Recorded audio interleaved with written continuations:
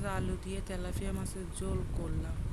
পাতলা ঝোল, পাতলা হইলে কি হবে, ঝোলটা খাইতে যে এত মজা হইছে।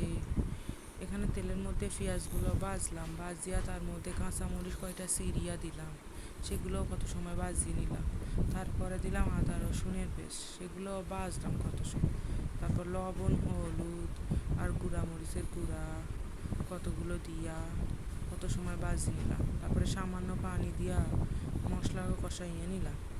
তারপরে আলু দিয়া মশলার সঙ্গে ভাজা করে নিলাম। ভাজা করিয়া তার মধ্যে আরও পানি দিয়ে আলুটারে সিদ্ধ করি।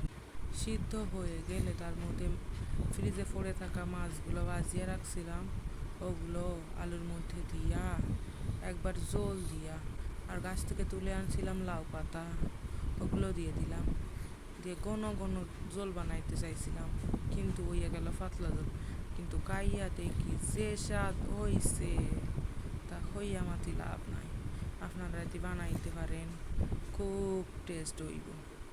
লাউ পাতা দেওয়াতে ঝোলটা আরও দ্বিগুণ স্বাদে বাড়িয়ে গেল।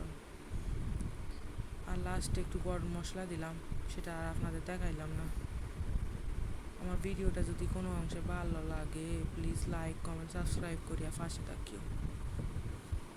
ক্যামেরাতে এলা গোলা গোলা দেখাচ্ছি, কিন্তু সামনে সামনে যে টকটকা লাল হয়েছিল।